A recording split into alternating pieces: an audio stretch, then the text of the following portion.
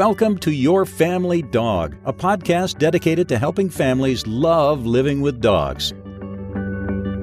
Hi, welcome back to Your Family Dog. I'm Julie Fudge Smith, and I'm here with Tina Spring. And a couple of announcements I wanted to make before we get started on our topic. One is this is episode 175. And with this episode, Tina and I have decided that we're going to take a bit of a hiatus for the summer. So you'll hear this during the summer, and you'll also get some highlights, some of our best of Your Family Dog. But we're going to take that time to regroup and rethink and get some new ideas for where we want to go and get some guest books. So I just wanted to give you the heads up that we're going to take a little bit of a break, but we will be back in the fall. So with that, I also wanted to say thank you to Tina. It's been a real joy, and it's nothing to do with Tina or anything else why I suggested we take a hiatus. It's just that for me, I've been doing this for 6 years and decided that I needed to refresh. So it's been a great run, and Tina's been a great asset. And so we will see you all back in the fall. Okay, that said, what are we going to talk about today? Well, Tina and I were talking about the idea of behavior versus training. And how are those different? And how do they intersect? And where do they intersect? So with that, I'd like to start with Tina talking about the difference between behavior and training. So thanks. And we're going to miss you guys over the summer, but we've got some really great highlights and really great episodes to bring back. So if you have only joined us recently, we're going to dust off some stuff from Colleen, and you're going to get really great information. You're just going to get it revisited. So that's always, I think review is always good.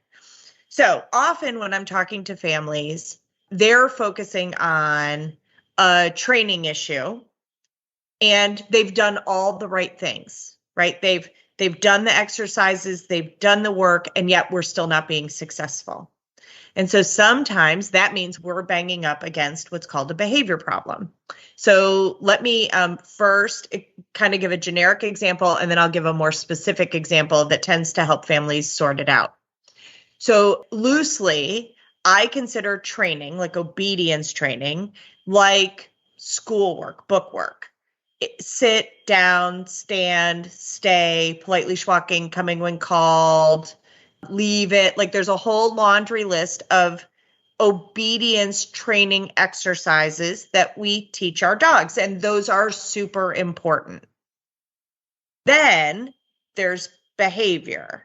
So if we think of obedience or training as book learning, reading, writing, grammar, arithmetic, spelling, all of that, then on the behavior side is how to navigate the world. So that's how to decide where to sit at the lunchroom, or what to do if you really, really need to use the restroom, but the teacher is busy in their books and not noticing your hand up, or the child next to you is bullying you to get your lunch money. Like, how are you supposed to navigate that? So the example I typically use that kind of brings it home for people is like if we're all sitting at dinner table and you say, Tina, pass the potatoes, and I say the curtains are on fire, and you give me a confused look and go, no, you must have misunderstood. And you look at the potatoes and you go, Tina, could you please pass the potatoes? You're being helpful. And I say, the curtains are on fire. And you go, no, sit, look at me, pass the potatoes, pointing at the potatoes. We are at an impasse. My question is, are the curtains on fire? It doesn't matter. Okay. It really doesn't matter, because for me, the curtains are on fire, right? So it doesn't matter if somebody roofied my coffee, and for me, I'm hallucinating that the curtains are on fire. For me, there is something going on in the environment that is taking up my bandwidth, and I'm not being disrespectful and being dominant over the potatoes. Oh, I don't know about that. I'm thinking you're trying to dominate the potatoes. I've long thought you were a potato Well, I dominator, but mean, do you need all that starch? But that's a separate conversation. So often, as our dog starts to struggle with something going on, could be internal or external, right? No, I can't come when called. There's a bunny. Or, no, I can't come when called. I can't hear you because I'm a terrier and my eyes are engaged with a bunny, right? There's a whole bunch of reasons. Or maybe my foot hurts, or maybe I'm losing my hearing, or maybe you're standing in a doorway and there's light behind you and I can't tell who it is. It looks like a giant dragon to me. Like, as our dogs start to struggle behaviorally, my experience is the human response is to sadly move to the dog's being disrespectful, and I need to give them more orders, more firmly, more loudly, and bigger so that they comply. right. Or the other thing that I think that people default to, if it's not being the dog is being disrespectful or the dog is trying to dominate me, it's the dog is really stubborn. Oh, yeah, the stubborn word. And what I have found is I try to tell people, oftentimes it could be that we don't know what it is that's causing this sort of paralysis in your dog.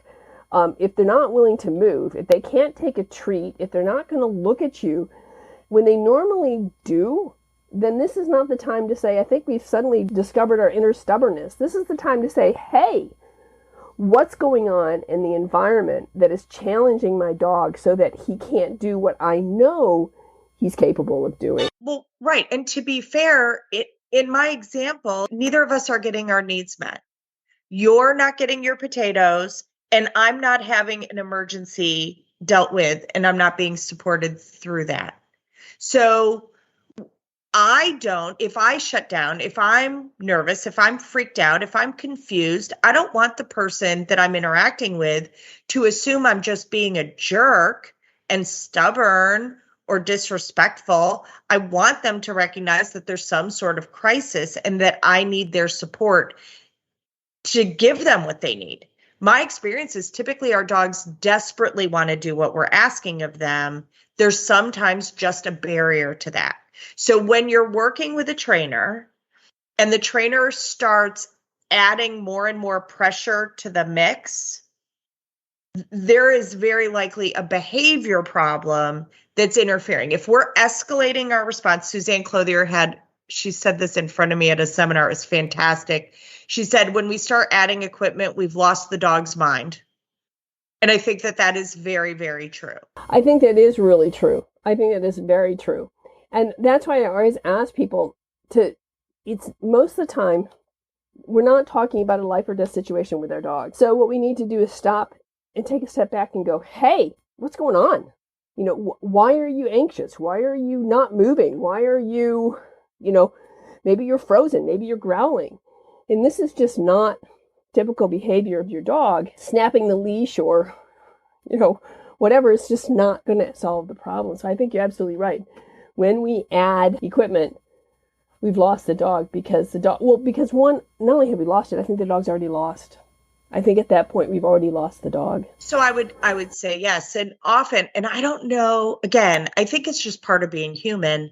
We like to add more pressure. We aren't really good at knowing when to take pressure off. And that is really where the magic is, right? Yes, I would agree. To look at my learner, whether it's a human or a dog or a horse or a cat or a chicken, and go, how do I make it easier for this learner to go where I want them to go, to do what I want them to do, so that I can have a party for them. I had a really hard case this morning. It is a 7-year-old German Shepherd.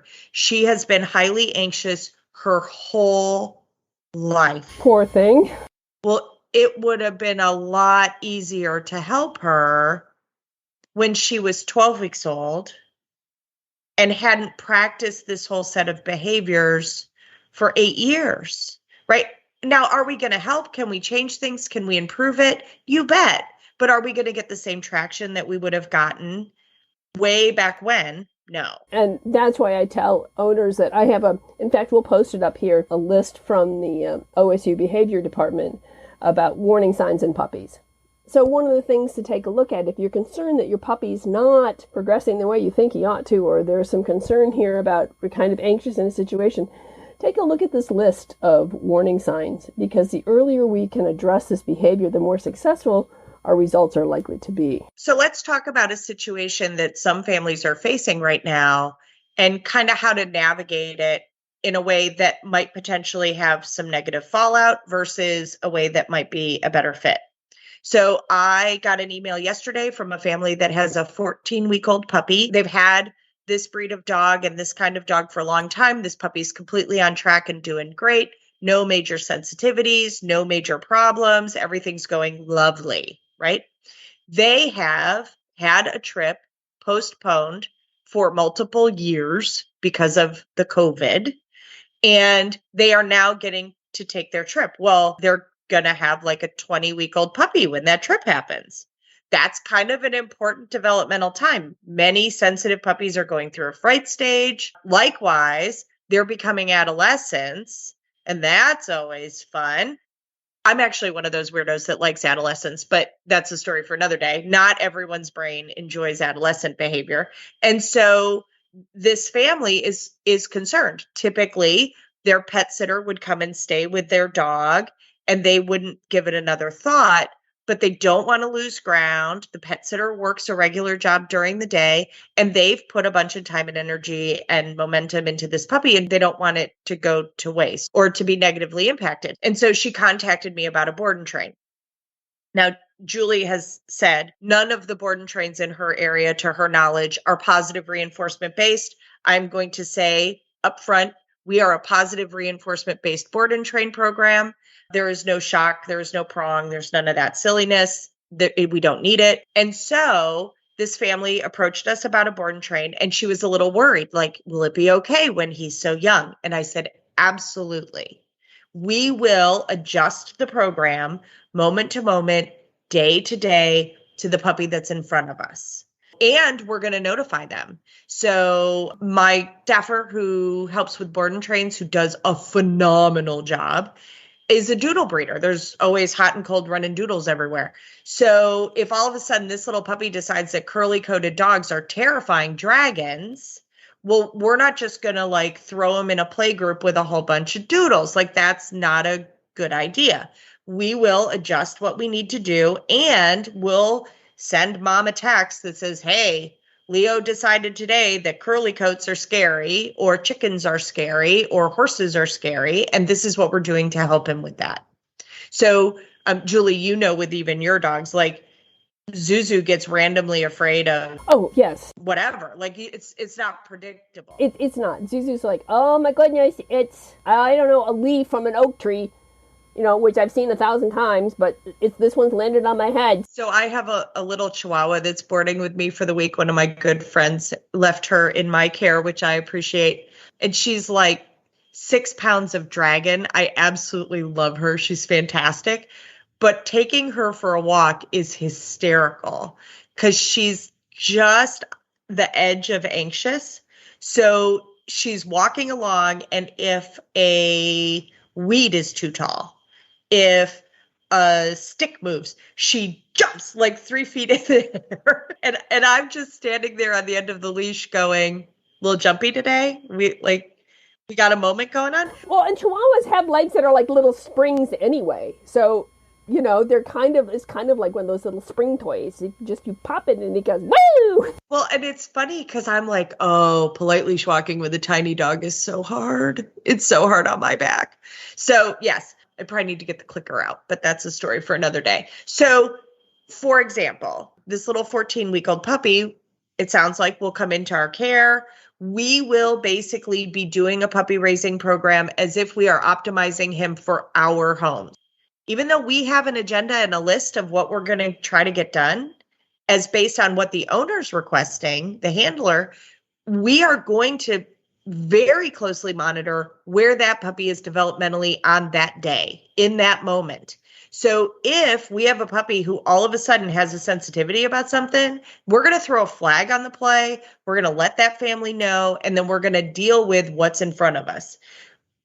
I'm not going to guarantee behavior because I can't. No, you can't. You cannot guarantee behavior. And anybody who tells you that they can, I usually tell people you need to run in the other direction as fast as you can. Because if they're going to guarantee behavior, what they're basically guaranteeing is no behavior. They're guaranteed they're going to get your dog to shut down. And they're going to use force-based methods is what my experience has been. I was also going to tell you one of the things that I think I might have told this story before, but when my first flat coat, Bingley, he was about, 6-9 months old, and we were out for a walk, and we walked by, our neighbor has a cement pig in his front yard, and Zuzu has walked by the cement pig, a dozen or more times, right, on that day. As we approached the cement pig, he went, oh. I'm like, what do you see? And he's like, oh, it's a cement pig. They're very dangerous, Mom. Very, very dangerous. So we stopped, and he looked at the cement pig, and he looked back at me, and I gave him a treat. He leaned towards the cement pig, came back, I gave him a treat. Then he kind of took a step, and I gave him a treat. So I rewarded him for every step, every move that he made to get close to the cement pig. I didn't force him. I just stopped and let him proceed with figuring out what this thing was on his own, until eventually I could put treats on the top of the cement pig and he would eat them.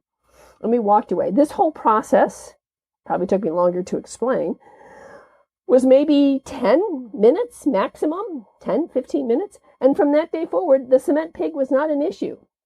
But if I hadn't allowed him to stop and to take a breath and to explore it at his pace and not mine, I don't know if we wouldn't be afraid of all kinds of garden sculptures after that, right? And that's, I just don't really want a dog who's neurotic about, sculptures, because then I can't take him for a walk in the cemetery. Well, face it, the little gnomes. Oh, yeah, they're scary dudes. They are. But if you are allowed to snip at them and did a piece of liver, then they're actually pretty cool. Well, so this is a really interesting thing, because I see, and I will admit freely that I have struggled with this too. We tend to be like, okay, this is what we're doing. Like, today we're going on a socialization walk. Today we're doing this. Today we're doing that. And then the dog is weird, right? Okay, we'll just chalk it up to weird. So suddenly the dog decides, like, I'm afraid of flags today. It's Thursday. It's the day to be afraid of flags. It is fascinating to me how people either decide we will never go on a walk near flags ever again, or we are going to flood the dog with flags. When I'm like, all you have to do is when your dog stops and goes, for goodness sakes, there's a flag, you go, yep, it's interesting, isn't it?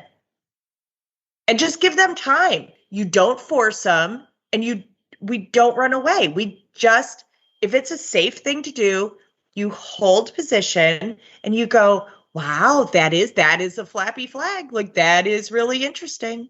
The same as the dandelion that tried to kill Varney today on her walk, right? She could have been murdered by an 8-inch tall dandelion.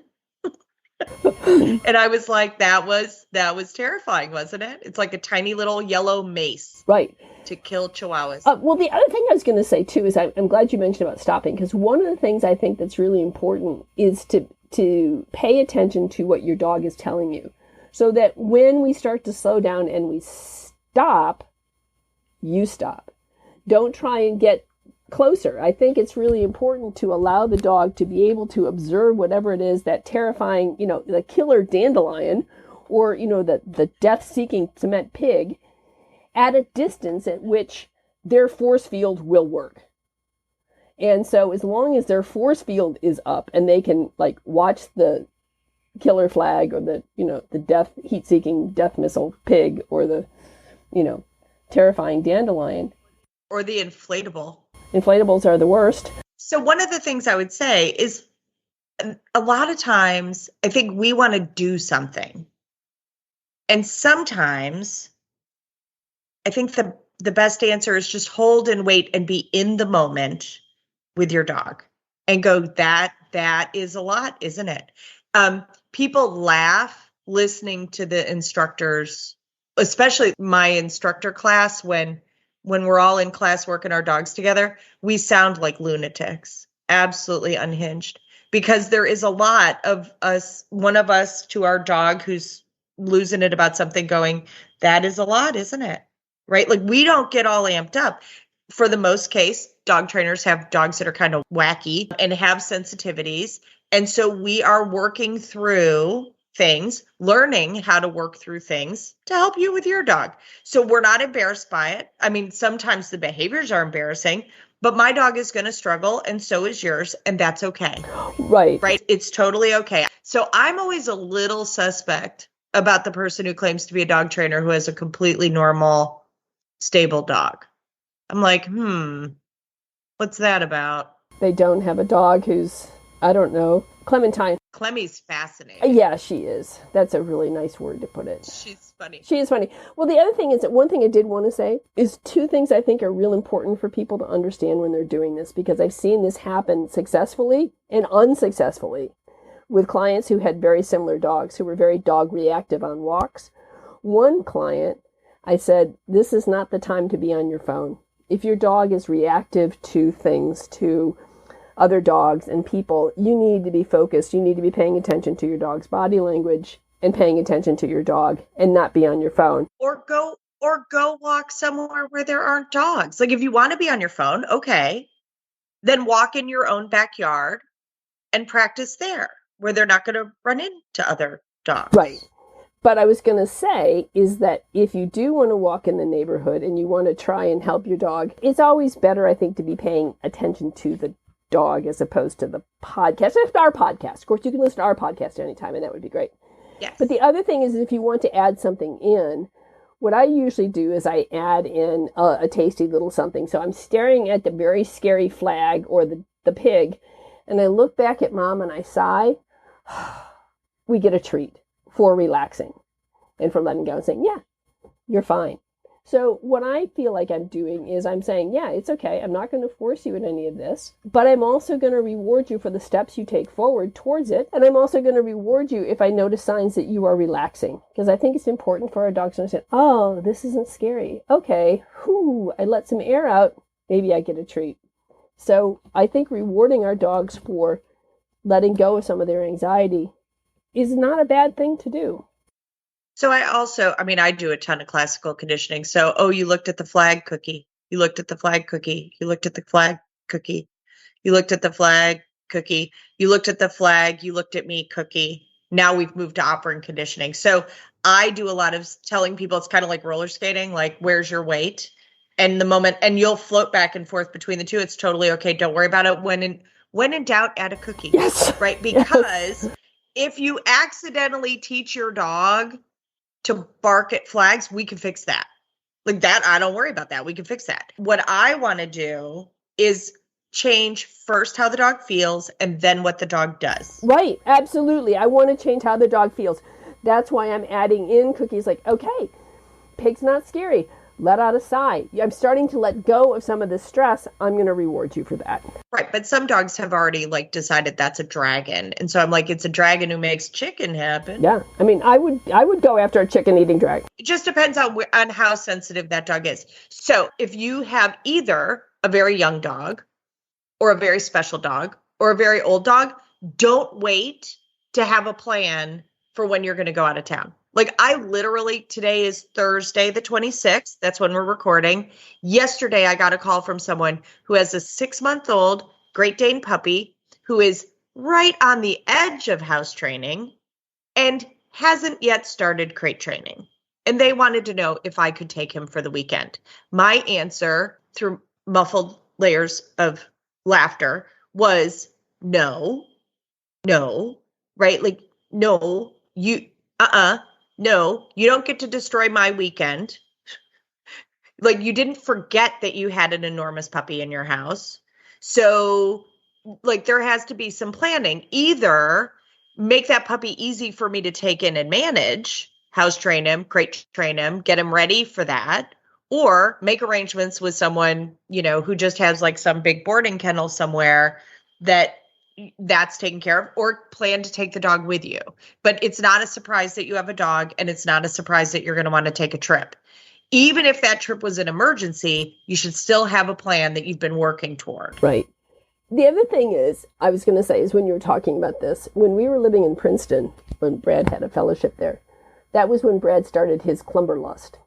And so we were looking at clumbers, and he was researching clumbers, and somebody said, hey, I have a puppy that I'm going to have available about the second week in June. And that was when we were leaving Princeton to come back to Granville. But we passed on that puppy because we spent the month of July hiking in Scotland. And I said, I'm not having a puppy for 4 weeks and then leaving it for 4 weeks. So we have totally taken a young puppy in and incorporated it and done training for a month because the breeder called and said, hey, somebody canceled. Do you want this puppy? You've been on a waiting list 3 years, right? Again, you can make things work. But there has to be a little bit of like, okay, what's the plan going to be if this happens? Right. I'm just saying that there are times where you might be able to take a step back and go, okay, as much as this puppy's really cute, we have another breeder who's going to have a puppy available end of October. Much better time for us to get a dog. Better fit. Right. Right. Though for some people, that's like, okay, we're headed in your part of the world, you're headed into rain and sleet and snow and being outside and Christmas and the holidays and grandkids, right? Like there are other people that it's like, okay, that board and train would have been a better fit, keeping the puppy safe and healthy and doing the socialization and all of the things. Like everybody's got a groove to their own groove. Right. But it requires a little bit of thinking and planning. Yeah. Yeah, definitely. Now I will tell you, like a goober, I am taking in a 14-month-old puppy tomorrow that is planned to live here. I need another dog like I need a hole in the head. This particular dog is pretty fantastic. We're going to see what happens. But even that, before I pulled the trigger and said, yes, I will take this dog in, I had a conversation with someone else on the team and said, if this dog is not a good fit for my home, are you a backup plan? Because I owe my current dogs stability and peace. And so if adding this other dog makes it all go cattywampus in a way that's unfair to them, I will back away from this placement and we will have another plan actionable for that dog. Right. I'm right there with you. Yeah. Like I would very much like it to work, but I have a plan of what to do if we don't. I recently have a bunch of people who had a dog who was really struggling with high anxiety and resource guarding, and they added another dog who resource guards. And it's not working very well. No, it reminds me of what Milena said to us about separation anxiety, is that if you have a dog with separation anxiety, it's not going to help to add a second dog. That's not going to take care of the separation anxiety issue. In this particular case, if you have a dog who's resource guarding, adding another thing for it to resource guard, again, is not a great idea. And it can be particularly dangerous if you have small children in the house. Yes. And in this particular case, they have a 4-year-old child. And I said, I don't negotiate on safety. No, I never do. The individual breed group of the dog they added, it's still a very young dog, easy to send back from whence it came, is a breed that is genetically designed to resource guard. So they added a livestock guardian dog to a pot cake. And they just didn't know. All of the livestock guardian dogs they've met are just big fluffy marshmallows living alone and not resource guarding. So I understand, like this family in particular had a big trauma. They lost a young dog. And so I think there was a little bit of like, we have all this love and nowhere to put it. And so this is what we're going to do. And they're trying to do a good thing. But my counsel is this is not a placement that I would try to work through. In my youth, I would have been drawing up protocols and having a grand old time being creative. Now that I'm older and I hope a little bit wiser, I'm like, okay, this isn't safe. And this puppy is going to grow into this behavior, which is going to make the whole system less stable and less safe. So we ought not. Right. We ought not. And the big fluffy guardian dogs tend to do much better as singletons anyway, because they are designed to be that way. They're designed to be independent-minded single dogs who take care of a group of sheep or some goats or whatever. They're not really designed to work in a pack. So for this sweet family, I totally get where they were coming from. They lost a relatively young adult dog, like 8 years old, suddenly and dramatically. It was terrible. The dog got cancer and got terribly ill and died. That dog had been the stabilizing dog in their household, right? Right. A super easygoing, male, affable dog who loved their pot cake, and their pot cake was real, like would follow his lead. So she would defer to him. When they lost him, things destabilized. And so they were like, oh, she needs another dog. So what their decision making wasn't bad. No, it wasn't. They just didn't realize, like, don't get a puppy, like, because who knows what that's going to grow into. And so, for example, this dog that I am taking in tomorrow, while my heart is like, yes, yes, yes, yes, my brain was matriculating, who is this dog and how could he fit or not fit, right? When I met him last, a year ago, he was a very stable, very nice puppy, very level-headed, great at reading social cues, not reactive or fearful to anything. And so a dog that I would classify as stable. If he is still that dog, he is very likely going to become a stabilizing influence for my other dogs, because my other dogs are special and some of them are quite worried. So for them, when they're losing their marbles going, all is lost, go to DEFCON 1, they could turn and look to this dog who goes, yeah, that's a turtle. And they go, no, we're all going to die. And this dog could go, no, I'm pretty sure that's a turtle. We like turtles. Turtles are kind of cool. And my dogs could chill out and go, well, we're so glad you were here. Let's take it back to DEFCON 4. Like, let's calm things down again. So if that dog can do that, then that dog is a blessing to my other dogs. But if this dog comes in and is like, we're all gonna, no, that doesn't bless anybody. No, and it doesn't bless him any more than it blesses anybody else. And that's the thing that I try to emphasize with people, is that there's a lot we can do to try and make new dogs work in the new home. But it will become apparent fairly quickly if it's not going to work. And at that point, when you feel like it's really not working, it's not working with the dogs that I have, it's not working with us, it's not working with my kids. My kids are feeling like we need to go to DEFCON 5 because this dog's come into the room. It's better to make arrangements to rehome sooner rather than later, if it really gets to that point, because it's not fair to you or the dog. And the longer the situation escalates into something that's not workable, the worse the behaviors we're learning. Right.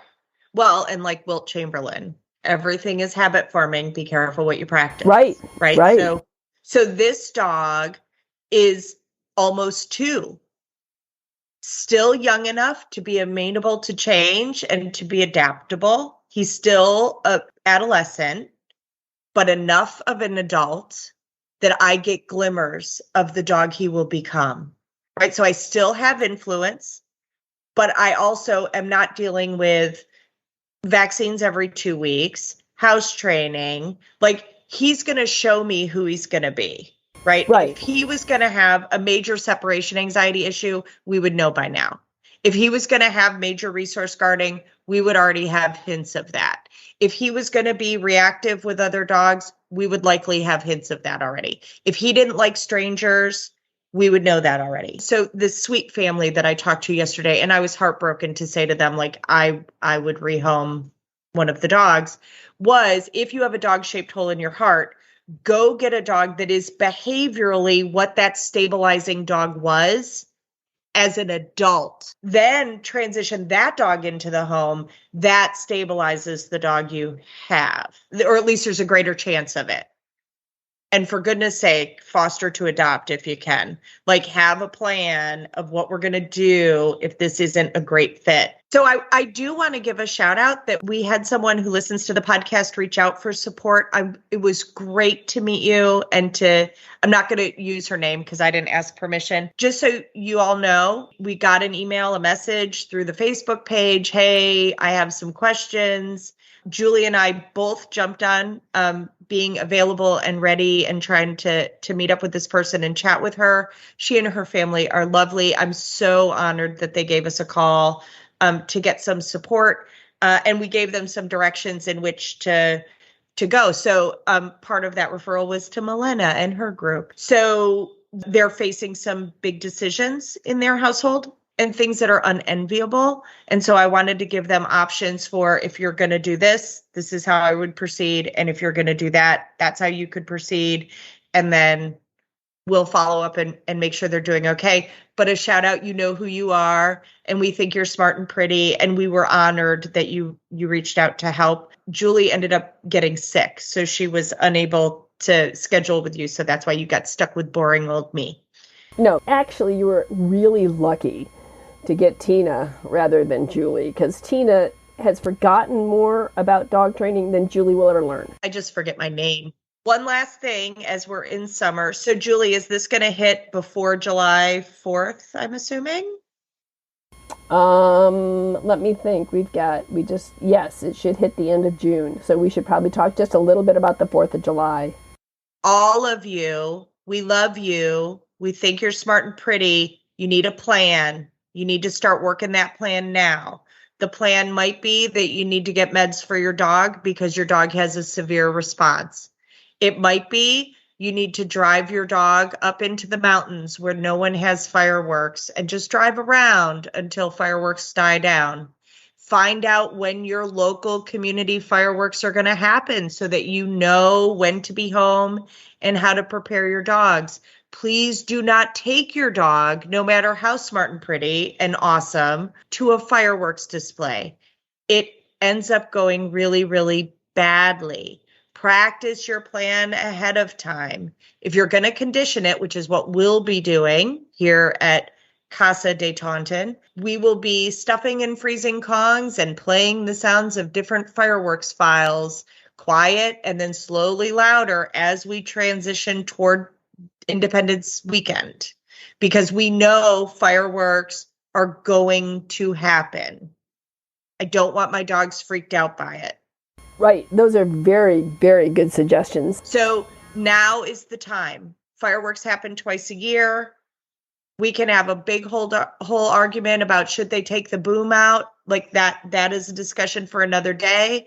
I would love to have that discussion. What I will tell you is I have to work with the world we live in, where doorbells are going to happen, thunderstorms are going to happen, and fireworks are going to happen. So we've got to prepare our dogs. It's also important that you understand what your dog's reaction is and make sure that your dog doesn't escape. There are more dogs that are lost over the 4th of July weekend because they panic and they run from the fireworks than any other weekend in the year. So this is not an insignificant thing.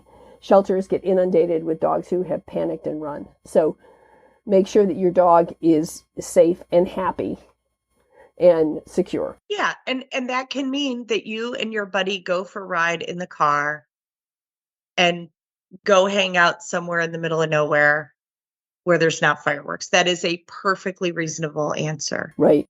Right. So there's lots of flexibility. One of the things that we do is we have a room that is small and there's just one window and we can block that off and we go in there and we have through a dog's ear music playing loudly and we have Kongs and anyway, there's all kinds of things that you can do depending on the severity of your dog's anxiety over fireworks. But don't take for granted that your dog's going to be okay. Right. Just because they were okay last year doesn't mean they'll be okay this year. So that's the tough thing. So start your conditioning now so that if there's a flag on the play and your dog is really, really struggling, you can get help before you have a really bad experience that's difficult to recover from. All right. And with that, thank you very much, all of you, for listening to Your Family Dog. We are so grateful to have the audience that we have and that all of you have stayed with us through the years. And please stay tuned through the summer. You'll get a lot of good episodes reinvented, so to speak, again, with new episodes in September. So Thanks so much, and all of you have a great and wonderful and safe and fun summer. Thanks for listening to Your Family Dog. Got questions? Interesting ideas? Visit www.yourfamilydogpodcast.com to share your thoughts.